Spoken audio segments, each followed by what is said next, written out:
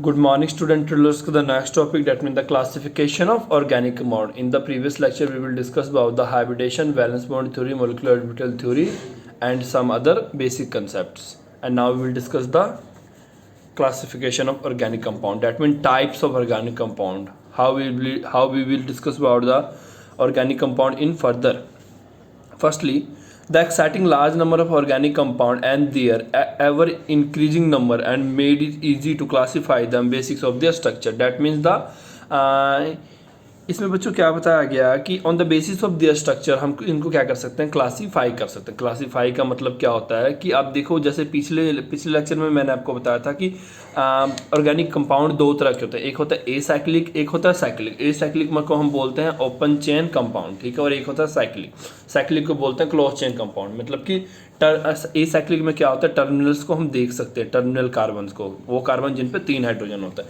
और साइक्लिक्स में ऐसा नहीं होता. और इन दोनों का नेमिंग का भी रूल्स मैंने आपको बता दिया था, मेनली सेम होता है, ठीक है, बस थोड़ा थोड़ा डिफरेंट होता है कि साइक्लो में पहले साइक्लो वर्ड आएगा, बाकी रूल्स जो ऊपर वाली की तरफ, ठीक, ऊपर वाली की तरह ही होगा, ठीक है बेटा.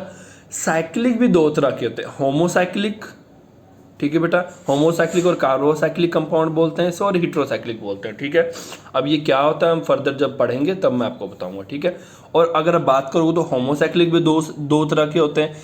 एसाइक्लिक कंपाउंड्स होते हैं, एरोमेटिक कंपाउंड्स होते हैं. अब ये एरोमेटिक भी क्या होता है ये बच्चे मैं आपको बाद में बताऊंगा. ये सभी नई नई चीज़ है, इसमें लिखा हर वर्ड एक न्यू वर्ड है, ठीक है बेटा. तो हम फर्दर जब पढ़ेंगे तो आपको मैंने आपको मेनली एसाइक्लिक और साइक्लिक के बारे में बता दिया. चैन वाले को एसाइक्लिक कहते हैं और रिंग्स वाले को साइक्लिक कहते हैं, ठीक है.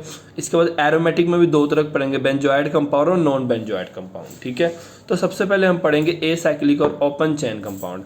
This compound is also called aliphatic compound, ठीक है बेटा. ए साइक्लिक और ओपन चेन कंपाउंड को एलिफेटिक कंपाउंड भी बोलते हैं. जैसे मैंने पीछे भी बार बार मैं ए साइक्लिक की जगह पे कई बार एलिफेटिक बोल रहा था, तो बेटा एलिफेटिक बोल लो या ए साइक्लिक बोल रहे हो, word those are same thing, ठीक है. एलिफेटिक मतलब कि स्टेट और स्टेट चेन होता है, ठीक है. इस तरह में कार्बन कार्बन जितने मर्जी जुड़ा हो, और या तो बीच में ब्रांच हो सकते हैं, जैसे मैं दिखाया था दूसरे कार्बन पे इसमें क्या है, मिथाइल ग्रुप लगा है, ठीक है. और ये इसके कुछ एग्जांपल्स है. इसे बोलते हैं एसिटाल्डिहाइड, इसे बोलते हैं बेटा एसिटिक एसिड, ठीक है. तो नेक्स्ट है एसाइक्लिक और क्लोज रिंग और रिंग कंपाउंड. एसाइक्लिक मतलब aliphatic cyclic compound contain carbon atom joint in the form of ring, ठीक है बेटा. बेटा यहाँ पे वर्ड देख लो क्या लिखा है, एलिसाइक्लिक है. इसका मतलब आप इससे कंफ्यूज मत हो जाना, इसका मतलब है साइक्लिक कंपाउंड, ठीक है. इसका मतलब भी एलिसाइक्लिक लिख लो या अब यहाँ पे ए साइक्लिक का मतलब होता है स्ट्रेट चेन वाला कंपाउंड, और एलिसाइक्लिक का मतलब वही साइक्लिक कंपाउंड, ठीक है. जो आपको मैंने बताया था कि लास्ट वाले टर्मिनल कार्बन आपस में जुड़ के रिंग बनाते हैं, ये हमने कल किया हुआ है इसको. और इसको बोलते हैं, और समटाइम इसे होमोसाइक्लिक भी कहते हैं, ठीक है बेटा. Sometimes atoms other than the carbon also present in the ring. अब ये जरूरी नहीं है कि, अब देखो बच्चे, अगर रिंग के अंदर सिर्फ कार्बन एटम प्रेजेंट हो और कार्बन एटम से ही पूरा रिंग बना हो, जैसे ये दो वाले, ये और ये वाला, ये दोनों है, इसमें क्या सिर्फ कार्बन है, साइक्लोप्रोपेन है ना, ये साइक्लोहेक्सेन है, तो इसमें सिर्फ कार्बन है और कार्बन से ही रिंग बना है. इनको बोलते हैं होमोसाइक्लिक कंपाउंड. और वो रिंग जिनमें कार्बन के अलावा भी कुछ हो, कार्बन के अलावा भी दूसरे ग्रुप प्रेजेंट हो, ठीक है बेटा, उसको बोलता है हिट्रो. होमो मतलब सेम, हिट्रो मतलब डिफरेंट, ठीक है बेटा. आप ऐसे लर्न कर लो. हिट्रो मतलब जैसे ये हो गया. अब इसमें देखो 1 2 3 4, ठीक है बेटा. अब इसमें ध्यान से देखो, इसमें एक ऑक्सीजन लगा हुआ, ठीक है, यानी कि इसका वैसे नेम है बेटा टेट्रा. 1 2 3 4, 4 को बोलेंगे टेट्रा, ठीक है बेटा. और ये ऑक्सीजन ग्रुप करके इसका नेम आ गया था हाइड्रोफोरेन, ठीक है बेटा, ये इसका नेम है. और नेम भी हमने दो तरह के करने हैं, एक आईयूपैक नेम, एक कॉमन नेम, ठीक है. तो आप एग्जाम में देख लेना आपको क्या पूछा गया है. और इसको देख लो ध्यान से, है तो ये 6 मेंबर रिंग है, पर एक जगह पे, ठीक है, क्या है, डबल बॉन्ड है, तो इसे बोलेंगे साइक्लोहेक्सीन. क्योंकि मैंने आपको बोला था ना कि नेमिंग कहीं से शुरू कर सकते, तो आप यहाँ शुरू कर दो, साइक्लोहेक्स 1 इन लिख दो या हेक्सीन लिख दो, मर्जी आपकी, ठीक है. अब देखो, these exhibit some properties similar to those aliphatic aromatic aliphatic compound, और इनकी प्रॉपर्टी भी कुछ सिमिलर होती है एरोमेटिक कंपाउंड का। इसके बाद बेटा मेन आता है aromatic compound. Aromatic compound are the spectral type of compound. You will learn about this compound details in unit 13। Unit 13 जब पढ़ेंगे, मतलब इसका नेक्स्ट चैप्टर हाइड्रोकार्बन्स, उसमें बेटा मेनली हमने जो पढ़ना है मेनली सारा एरोमेटिक कंपाउंड के बारे में पढ़ेंगे। This include the aromatic compound का सबसे अच्छा एग्जांपल दूं तो बेंजीन। बेंजीन आपने सुना ही होगा, ये है, सुना कि आपने देखा ही होगा। इसमें क्या होता है बेटा, 6 कार्बन होते हैं और अल्टरनेट पोजीशन, मतलब एक कार्बन छोड़ के दूसरे कार्बन में क्या होता है, डबल बॉन्ड होता है। Okay, this include the benzene and other related ring compound. ठीक है बेटा, और बेंजीन तो ये हो गया, और बेंजीन जैसे अदर रिलेटेड कंपाउंड को कहते हैं बेंजोनाइड। ठीक है बेटा, जैसे ये हो गया, इसमें है तो बेंजीन बट ऊपर में क्या लगा हुआ, NH2। ठीक है बेटा, इनके कुछ कॉमन नेम है तो याद रखना, कभी भी NH2 लगाओ बेंजीन को पर एनिलीन बोलते हैं, CH3 लगाओ टोलिन बोलते हैं। ठीक है, और भी है। अब देखो आपको ये भाई देखने को मिल जाएंगे नेफ्थलीन, 2 बेंजीन एक साथ जुड़ा हो, पर इसमें ध्यान से देखोगे ना तो आपको अल्टरनेट डबल बॉन्ड दिखेगा। यहाँ डबल बॉन्ड नहीं, यहाँ पे है, पर यहाँ पे है, फिर यहाँ नहीं है, फिर यहाँ पे, फिर यहाँ नहीं है, फिर यहाँ पे, यहाँ नहीं, फिर यहाँ पे, मतलब ये इस तरह जुड़े हुए हैं कि अल्टरनेट डबल बॉन्ड इनमें प्रेजेंट है। ठीक है, ये तो बेटा ये सभी हो गए बेंजोनाइड। ठीक है बेटा, और नॉन बेंजोनाइड इसे बोलते हैं। ठीक है, और मैंने गलती से इसको बोल दिया, ये भी बेंजोनाइड कंपाउंड। ये नॉन बेंजोनाइड की अगर बात करूं मैं, वो ये वाले कंपाउंड होते हैं। ध्यान से देखो, 1 2 3 4 5 6 है, 7, 1 2 3 4 5 6 7, मतलब 7वीं पोजीशन पे क्या लगा। अब इसको इस तरह से देखो बच्चे, यहाँ पे कार्बन है, कार्बन के साथ डबल बॉन्ड होगा, इनको बोलते हैं हम नॉन बेंजोनाइड। ठीक है बेटा, इसको बोलते हैं ट्रोपोलोन। ठीक है, तो एग्जैक्ट नेम से भी क्वेश्चन आ सकता है। ठीक है, draw the structure of tropolone, naphthalene. ठीक है, या आप इनका स्ट्रक्चर आ जाएगा, नेम पूछ लेंगे, या नेम आ जाएगा स्ट्रक्चर पूछ लेंगे, दोनों तरह से क्वेश्चन आता है। इस स्ट्रक्चर को बोलते हैं फ्यूरान। ठीक है, थायोफीन बोलते हैं इसको, और पिरिडीन बोलते हैं। पिरिडीन तो आगे वैसे ये भी इंपॉर्टेंट होता है। इसे बोलते हैं heterocyclic aromatic compound. Heterocyclic aromatic compound आप इस तरह से कह सकते हो, जैसे ऑक्सीजन, सल्फर, नाइट्रोजन, फ्लोरीन, बेटा ये सब आ जाए ना कभी भी कार्बन के बीच में तो इनको बोलते हैं हेट्रोसाइक्लिक। ठीक है, other than carbon. Okay, next आप पढ़ोगे तो organic compound can also classified on the basis of their functional into family और होमोजेनियस ग्रुप। फंक्शनल ग्रुप क्या होता है, वैसे तो हमने 10वीं में पढ़ा हुआ है, बट कई बच्चों ने ये चैप्टर स्किप भी किया होता है, या तो स्किप मतलब कि नहीं उनको उस टाइम समझ आता है, या तो इस चैप्टर की इंपॉर्टेंस नहीं समझ आती उस टाइम पे, तो बेटा ये थोड़ा प्रॉब्लम होता है। Functional group may be defined as the atom or group of atom. ठीक है बेटा, फंक्शनल ग्रुप क्या होता है, defined as the atom or group of atom joined in the specific manner which is responsible for the characteristic chemical property of the organic compound. Example के लिए मान लो कोई एक एग्जाम्पल दे देना। ठीक है, फंक्शन, वैसे तो बेटा डेफिनेशन नहीं आता एग्जाम में, मैं बता रहा हूँ। ठीक है, फंक्शनल ग्रुप वो ग्रुप्स होते हैं जो रिस्पॉन्सिबल होते हैं किसी की कैरेक्टरिस्टिक केमिकल प्रॉपर्टी के लिए। अब देखो बच्चे, मैंने आपको ऊपर एग्जाम्पल दिया था, मैंने आपको ज़्यादा दूर नहीं जाना आप। अब यहाँ देखो बेटा, अब ये अगर NH2 को भूल जाओ तो ये बेंजीन है, जैसे NH2 लगा दिया इसका नेम बदल गया, मतलब कि NH2 as a functional group इस पर अटैच हुआ और इसकी पूरी प्रॉपर्टी ही बदल डाली, बेंजीन को एनिलीन बना दिया। यहीं CH2 लगा दूं इसके ऊपर तो ये टोलिन बन जाएगा। ठीक है बेटा, मतलब क्या, एक फंक्शनल ग्रुप वो ग्रुप्स होते हैं जो कि पूरी इनकी कैरेक्टरिस्टिक्स को ही चेंज कर देता है। ठीक है बेटा, अब देखो, अब थोड़ी सी चीज़ें लर्न कर लो। OH को हाइड्रोक्सल ग्रुप कहते हैं। ठीक है, CHO को बोलते हैं एल्डिहाइड ग्रुप, और COH को बोलते हैं कार्बोक्सिलिक एसिड ग्रुप। ठीक है, तो ये बेटा थोड़ा सा आपको लर्न करना पड़ेगा एज इट इज़। ये देखो आगे हम देखेंगे कैसे कैसे आएगा, तो आपको साथ साथ हम करते जाएंगे तो आपको ईज हो जाएगा कि कौन सा फंक्शन ग्रुप है, कैसे करना है। ठीक है, अब मान लो कि अब इसका एग्जांपल मैं एक देता हूँ आपको। मान लो अब ये यहाँ पे, ये बेटा डायग्राम सही नहीं बना, यहाँ पे और यहाँ मान लो CHO लगाओ। ठीक है बेटा, इस पोजीशन पे CHO ग्रुप लगा, इसको बोल देंगे बेंजल्डिहाइड। ठीक है, वैसे तो बेंजीन है, CHO लगने के बाद क्या बन गया, बेंजल्डिहाइड। ठीक है बेटा, होमोलोगस सीरीज कौन से? ए ग्रुप और ए सीरीज ऑफ ऑर्गेनिक कंपाउंड, ये ग्रुप और सीरीज ऑर्गेनिक कंपाउंड होता है, each containing characteristic function group. इनमें क्या होता है, सभी में कैरेक्टरिस्टिक फंक्शन ग्रुप लगे होते हैं और क्या बनाते हैं ये homologous series and member of series. ठीक है बेटा, इन्हें कहते हैं होमोलोजस। ठीक है, the member of homologous series can be represented by the general molecular formula. इनको हम क्या करते हैं, जनरल मॉलिक्यूलर फॉर्मूला से रिप्रेजेंट करते हैं। And the successive member differ from each other. ठीक है, मतलब या तो ना पिछला मेंबर अगले मेंबर से अलग होता है। ठीक है, इसका मतलब आप सिंपल सी बात कर लो कि जैसे अब हर बारी CS2 यूनिट को बढ़ाते जाओगे तो सीधी सी बात है नेम चेंज हो जाएगा, मिथ इथ प्रॉप। ठीक है बेटा, उसी तरह अब मानोगे नहीं, एक कार्बन और एक हाइड्रोजन बढ़ाने से भी नेम चेंज होता है। ठीक है, एक छोटी छोटी चेंजेस से नेम बदल जाता है। Therefore organic compound some of this are alkanes हो गया, अल्केन सिंगल बॉन्ड्स। ठीक है बेटा, कार्बन के साथ single bond, double bond, triple bond. Hello alkane, hello word का मतलब क्या होता है?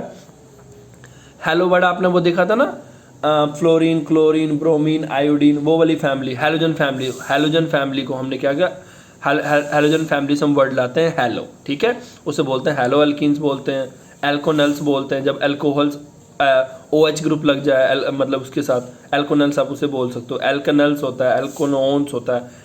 ठीक है बेटा, नोइक होता है यहाँ पे जब कीटोन ग्रुप लग जाए। ठीक है बेटा, अमीन्स होता है जब NH2 एक्सेट्रा लग जाए। ठीक है, nomenclature of organic compound. Organic compound deals with the millions of compound in order to clarify the identity of them. A systematic method of a name has been developed by the International Union of Pure and Applied Chemistry. इस बेटा एक system है, agency है जो इनके जो rules होते हैं उनको रूल एंड रेगुलेशंस को क्या करते हैं, तय करते हैं और उनको इनके अकॉर्डिंग ही सब कुछ चलता है केमिस्ट्री में। In this systematic nomenclature, the names are correlated with the structure such as reader or listener can be deduced the structure from name. अब देखो बेटा, जब IUPAC नहीं आया था प्रॉब्लम्स क्या आती थी, मान लो इंडिया में कुछ ढूंढना गया तो इन्होंने अपने हिसाब से नेम दे दिया। वही अगर इंग्लैंड में ढूंढा गया, अमेरिका में ढूंढा गया, रसिया में ढूंढा गया, सबसे पहले क्या था, सोवियत संघ। ठीक है बेटा, रशिया हो गया, ये सभी इनमें प्रॉब्लम क्या आती थी उस टाइम कि वो जो ढूंढता था वो अपने हिसाब से नाम रख लेता था और वो दिक्कत होता था, क्योंकि देखो केमिस्ट्री तो वर्ल्ड वाइड यूज़ होता है, केमिकल्स की वर्ल्ड वाइड यूज़। अब आपको अगर मतलब चाहिए, क्या चाहिए, मिथेनॉल चाहिए, तो किसी ने मिथेनॉल का नाम कुछ और रखा है, किसी ने कुछ और रखा है, तो काम कैसे होगा? तो इस प्रॉब्लम को दूर करने के लिए सभी ने मिलकर एक एजेंसी सेट किया।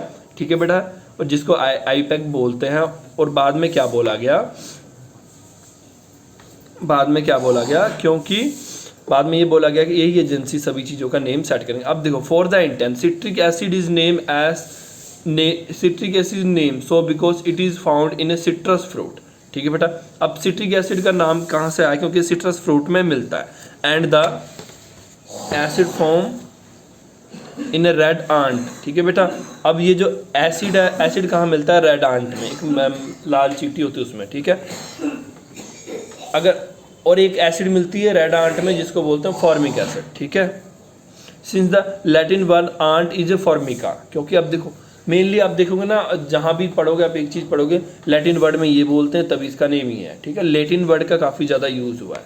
ठीक है, this name traditional and consider as a tribal और कॉमन नेम। ठीक है बेटा, some common names are follow today. For example, buckminster fullerenes को कॉमनली हम क्या बोलते हैं, डिस्कवरी ऑफ C60, यानी कि cluster form of carbon, noting structure similarity to the geodesic Doms.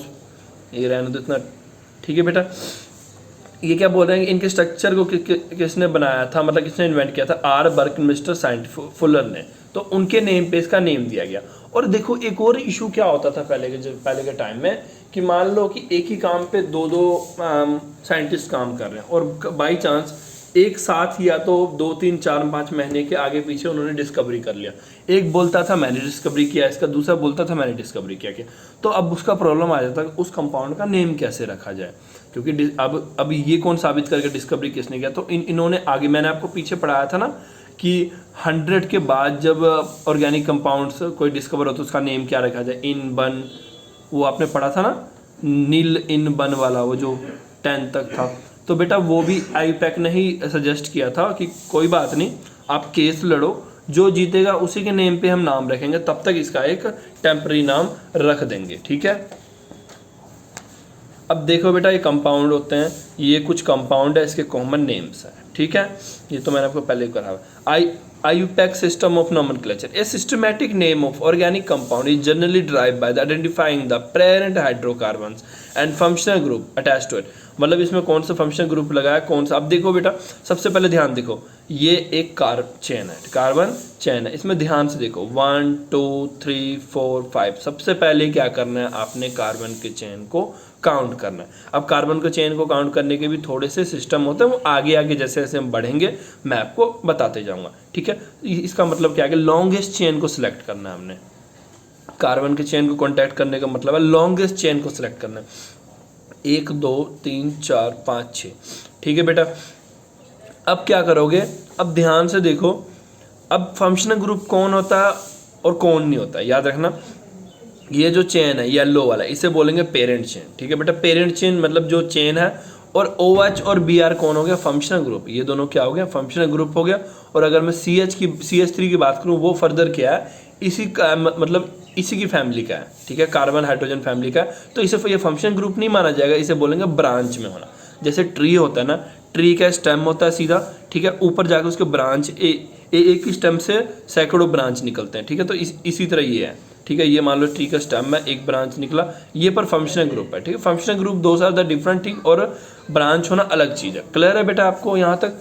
इसके बाद क्या करते हैं हम, by further using the prefix और सफिक्स, हम कुछ प्रीफिक्स और सफिक्स यूज करते हैं, ठीक है। The parent name change modified to obtain the actual name, ठीक है। Compound containing carbon and hydrogen only are called hydro, याद है, जिस वो कंपाउंड जिनमें कार्बन और हाइड्रोजन, उन्हें सिर्फ हाइड्रोकार्बन ही नेम दिया जाता है। ये हाइड्रोकार्बन टर्म है saturated if you contain only. और याद रखना बेटा, सैचुरेटेड अनसैचुरेटेड आपने 10वीं में पढ़ा होता है। देखो बेटा 10th का काफ़ी ज़्यादा रोल होता है +1 में, 9th और 10th का। तो जिन बच्चों ने पढ़ा उनके लिए ईजी है। वो कंपाउंड जिनमें सिर्फ सिंगल बॉन्ड हो उन्हें सैचुरेटेड बोलते हैं, और वो जिनमें सिंगल, डबल और ट्रिपल तीनों बॉन्ड प्रेजेंट हो उन्हें अनसैचुरेटेड बोलते हैं, ठीक है। IUPAC name of the homologous series of such compound, इन्हें बोलते हैं अल्केन, जिनमें सैचुरेटेड हो, सिंगल बॉन्ड हो, ठीक है। अनसैचुरेटेड कंपाउंड वो कंपाउंड जिनमें एटलीस्ट एक डबल बॉन्ड या ट्रिपल बॉन्ड जरूर हो, ठीक है। IUPAC nomenclature of alkenes, ठीक है। Straight chain hydrocarbon, the name of such compound are the based on the chain of structure or end of the suffix.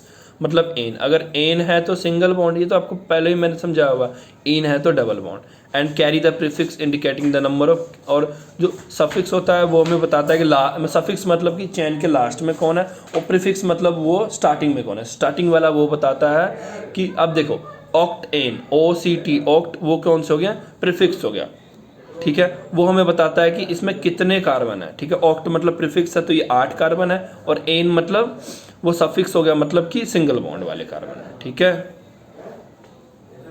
Where the prefix are derived from the trivalent, the IUPAC name of the some state chain saturated hydrocarbon are given in table the. अब ये देखो बेटा आगे tables में दिए हुए IUPAC name of unbranch saturated hydrocarbon. अब देखो इन्हें, अब ये मैंने आपको बेटा पहले भी कराया हुआ है, क्लियर है। तो अब बार बार एक ही चीज़ कराने का कोई मतलब नहीं बनता।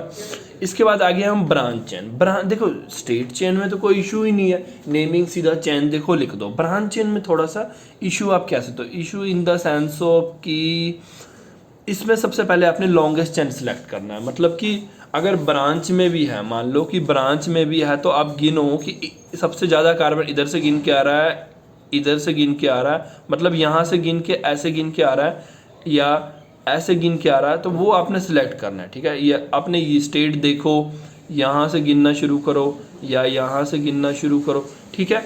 तो आपने गिन के देखना है कि लॉन्गेस्ट चेन कहाँ से बना है, जहाँ से लॉन्गेस्ट चेन बन रहा है आपने वहीं से करना है, ठीक है। अब मान लो यहाँ पे एक और CH3 लिखा होता तो हम क्या करते हैं, यहाँ से गिनना 1 2 3 4 5 6, 5 पर इधर से 4 लो, तो हम क्या लेते हैं, यहाँ से लेते हैं और इसको क्या मानते हैं, ब्रांच मानते हैं, ठीक है। द स्मॉल कार्बन और ब्रांच, अब देखो स्मॉल ये जो है, ये कार्बन जो लिखा है इसमें, इसे बोलते हैं ब्रांच ग्रुप, ठीक है। और इस यहाँ जैसे ये भी लिखा है ब्रांच ग्रुप। अब अगर हम आगे देखेंगे बेटा, in in other to such in order to name such compound the name of the alkyl group are prefix to the name of the parent alkyl group, ठीक है। अब ध्यान से देखो दोबारा, an alkyl group is drive from the saturated, अब देखो alkyl group कहाँ से बना है, सैचुरेटेड हाइड्रोकार्बन से बना है, मतलब जिसमें सिंपल कार्बन हाइड्रोजन में सिंगल बॉन्ड है। और इसमें क्या करते हैं, removing hydrogen atom from carbon, ठीक है। अब देखो CH4 क्या हुआ, CH4 को हम, अब देखो जो जो चीज़ मैं बाद में बता चुका हूँ, पहले बता चुका हूँ बाद में, इसे बोलते हैं मीथेन। इसमें एक कार्बन हटा दो मिथाइल लगता है, और चैन में हमेशा मिथाइल वर्ड यूज़ करेंगे, मीथेन कहीं नहीं यूज़ करोगे, ठीक है। अगर हाइड्रोजन पे 4 कार्बन है तो मीथेन, 3 है तो मिथाइल, ठीक है, ठीक है। अब ये देखो some alkyl group listed in table, अब ध्यान से देखो, ये मीथेन इथेन ये है, और ये मिथाइल इथाइल प्रोपाइल ये है, क्लियर है। इन चीज़ों को देख लोगे तो अच्छे से चीज़ें समझ आएगी। एब्रीवेशन, एब्रीवेशन का मतलब short form. Abbreviation also used for alkyl group, for example methyl is abbreviated in ME, ethyl को ET लिखते हैं, प्रोपाइल को PR लिखते हैं, और आइसोब्यूटाइल को BU लिखते हैं, ठीक है बेटा। Propyl butyl group can be branch structure and shown in figure. अब देखो बेटा, इसको हम क्या बोलते हैं, ध्यान से देखो। अब देखो अगर देखो हम क्या करते हैं बेटा, स्टार्टिंग देखो 1 2 3, ठीक है।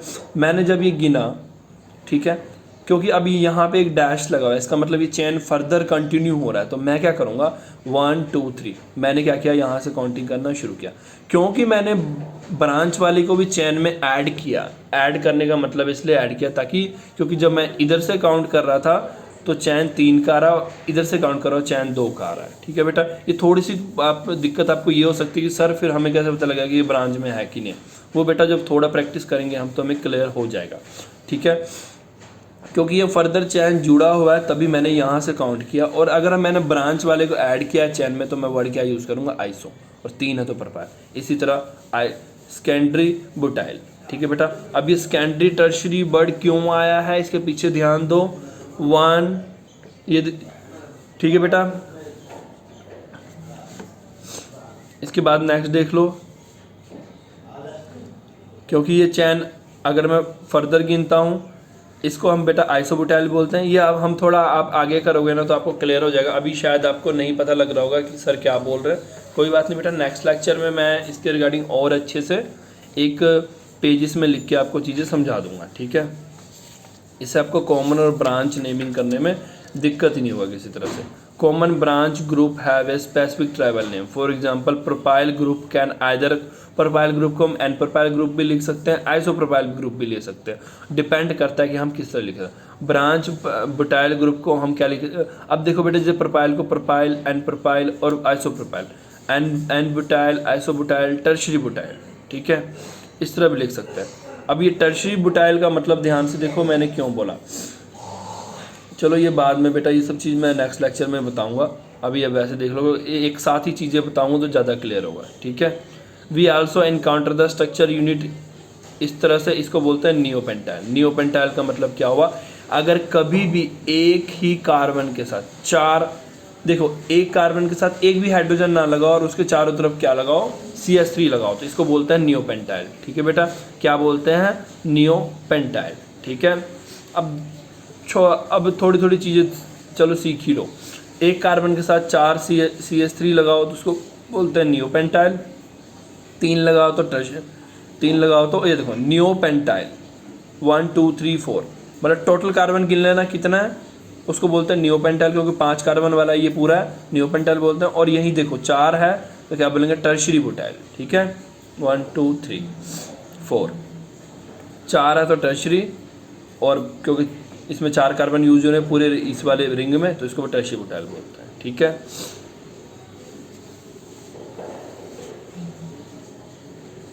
ओके बेटा, नेक्स्ट लेक्चर में मैं इसके रिगार्डिंग आपको और जो डिटेल्स में इसका भी जो यहाँ से शुरू हो जाता है कि हमने ऊपर तो पढ़ लिया बेटा विदाउट किसी रूल के कि ये बोलते हैं, अब आगे हम बच्चे ये पढ़ेंगे कि इनको ये बोलते हैं तो किस अकॉर्डिंग बोलते हैं, इनका सिस्टम क्या है, नेमिंग क्या है, ठीक है। तो थोड़े से 2 को लेक्चर शायद और लगेंगे, इसके बाद आपका ये चैप्टर खत्म हो जाएगा, ठीक है। जो इसके बाद इसका नेक्स्ट चैप्टर है, ये दोनों चैप्टर काफ़ी इंपॉर्टेंट है, काफ़ी सारे क्वेश्चन इनमें से एग्जाम में आता है। ओके, तो कोई प्रॉब्लम होगा तो मुझसे आप पूछ लेना। Okay, thank you for today.